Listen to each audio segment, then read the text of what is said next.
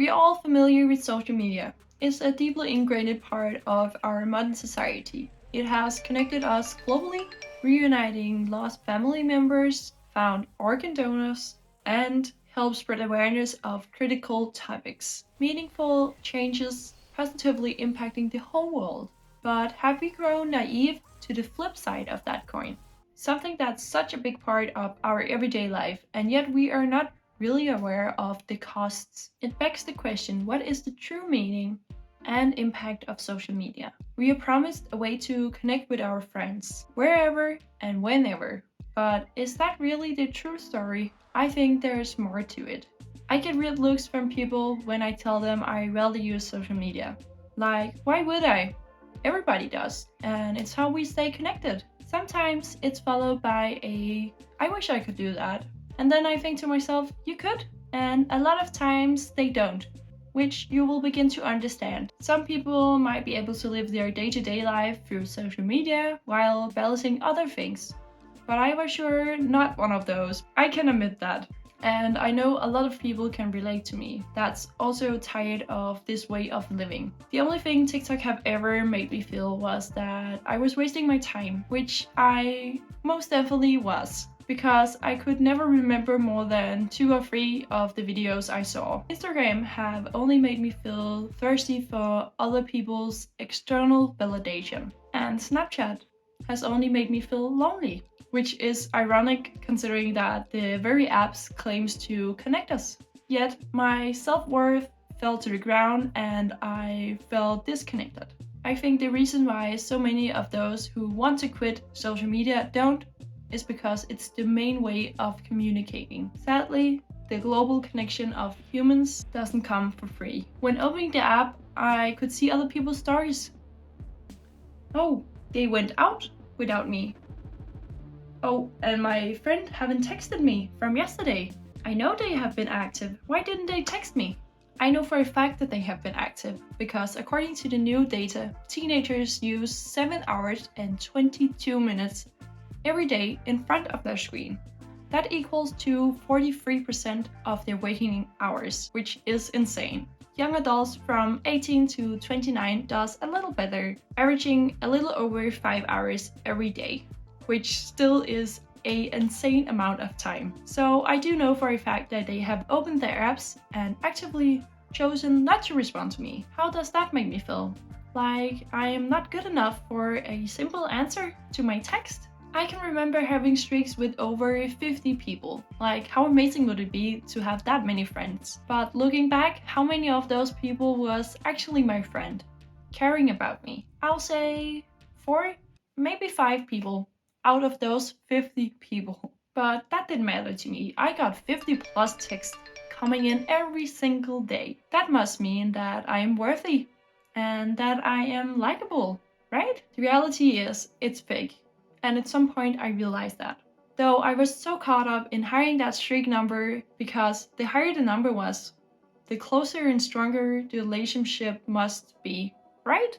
No, because sending pictures of your room or your forehead writing streak isn't how you build relationships. And deep down, I knew that, but that realization was a hardcore pill to swallow because keeping them made me feel like I have a lot of close friends and that I wasn't lonely. The question that kept resurfacing was how many of those people were actually my friend, genuinely caring about me. 4 of them will actually check up on me because they wanted to talk to me and cared about me. That was hard to admit. Going from 50 plus friends to only 4. If you have people like that in your life, you are lucky. You should really cherish them. Put all of your focus on those 4 friends instead of those 50 plus people that don't give a damn about you. Because a few close friends is worth so much more than having streak with a lot of random people. It sounds stupid that I have to state that out loud because any idiot could be able to see that. But we're sadly so consumed and blinded by social media that we forget to see that. They make the apps so addictive that we forget to pause for a second and think about what's happening around us. So I quit. I quit social media completely. But how did that make me feel? when I was used to getting all of these texts in every single day, and now I only got occasional texts from people caring about me. I felt like crap. One negative thought after another. I saw everybody's phones go off all the time, and I felt like a loser. I had no text coming in. It was always this consistent competition on who had the most friends. It was never about who had built the strongest relationships. This wasn't some big epiphany for me. Believe me, I don't expect anybody to change overnight.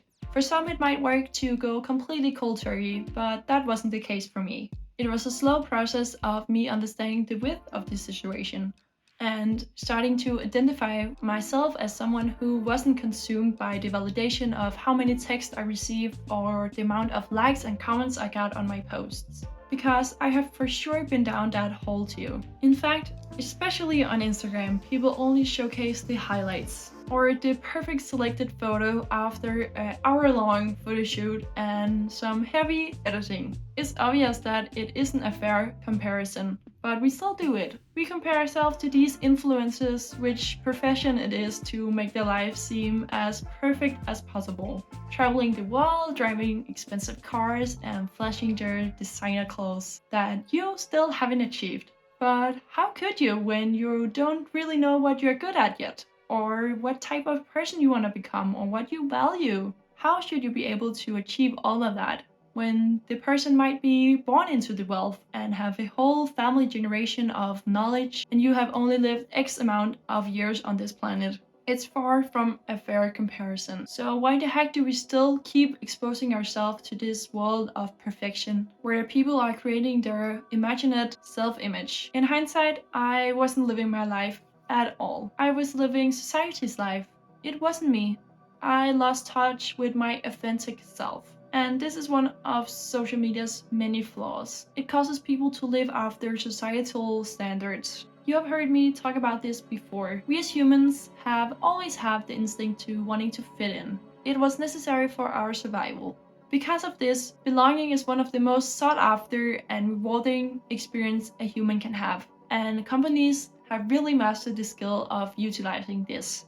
All the little features like commenting, likes, and being able to share posts is all ways to get us hooked. So it's no surprise I fell back. By downloading the apps again, negative emotions like not feeling good enough resurfaced. I must be at fault. I'm lacking. I am unworthy.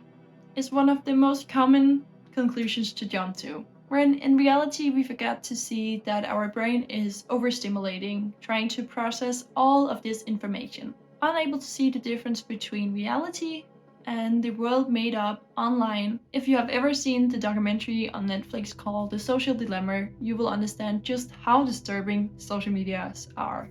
They use psychological tricks to keep us longer, exploiting human weaknesses by manipulating with something called the positive intimate reinforcement. That's a long word, I know, but it basically means that you get rewards at random times. Meaning, whenever you're scrolling, at random times you're rewarded with something funny. Then you continue to scroll to see if the next thing is funny too? No. Maybe the next one? No. Maybe the next one will be? No. But I can't get off now. What if the next one is going to be funny? And then all of a sudden, you have wasted hours on this app. It's actually a lot like a lottery machine. Your brain is so fixated on the next win, it forgets all about the consequences. It's due to the release of a chemical called dopamine, which you probably have heard about by now. But it's the same chemical related to other pleasurable activities. That's why we get so hooked on these apps. Their attention basically comes down to how can we make our users stay on for longer, because it maximizes their profits.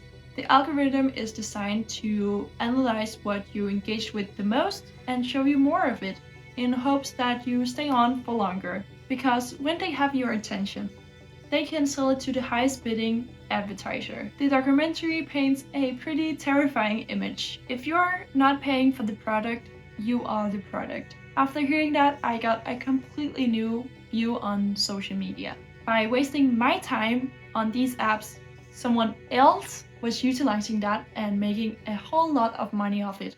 That kind of pissed me off, and just added fuel to the fire of me wanting to quit social media for good. So I dove a little deeper into the dark side of social media. In my research, I came across something that was quite disturbing. They found that kids that spent more time on their phone had a less developed frontal cortex. Well, okay, what's so scary about that? The frontal cortex is a essential part of functioning as a human being. We needed to plan our future, think rationally, and solve problems. So we're having a whole generation losing these abilities because they can't focus on anything but their screen. Combine that with the fact that social media is the main form of communication. We're killing ourselves just to fit in, quite literally. A study done on more than 90,000 students all across the US campuses shown that 44% of the students reported symptoms of depression, 37% of them had experienced anxiety, and 50% of them was considering suicide. You want to know what's the top related impact social media has on your mental health? An increase in anxiety, depression, and loneliness. That's pretty scary. The rate of depression and loneliness is skyrocketing, and it has a lot to do with the use of social media. And all of the futures I talked about earlier can replace real life experiences. A like, that can't replace a smile or a compliment, but we treat it as it can. We allow ourselves to be less social and lose touch with face-to-face interactions that really matters. We're so much more comfortable with the phone glued to our face than face-to-face interactions. And this has massive consequences for our mental health.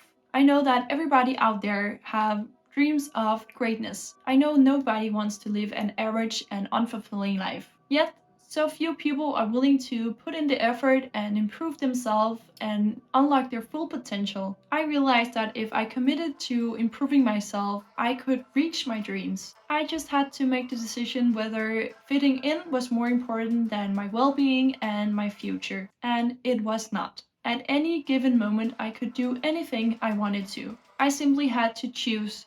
Choose what was best for me. Claim that you're in control of your own happiness and satisfaction. You're the one that needs to take action and stop letting the companies walk all over you. We can't just sit here and point fingers at them because that won't change the situation. You have to. We have to. Together we have to reclaim the control over our time and attention. I know that you're aware that life is not lived through the screen. Life is happening around us. You won't get happy by scrolling your life away, and you won't find your purpose. You will discover it from trying and experimenting in the real world. Lay that phone down and look around you. Take in that fresh air and that contrasting quietness. Try to listen what's happening around you. Feel your body's sensations. That is life. Life is not lived through that screen. As you embark in this new journey, you might be left standing with the question, what now? What should I do now that I have quit social media? Don't worry, I will help you with that. You simply just have to click onto this video and I will guide you through what you should do. How you can fill that empty space up with something impactful that's going to bring you joy. So click onto that and I will see you in there. And I just want to tell you that I am so proud that you made it so far. I am convinced that you're stepping into a wonderful life right now.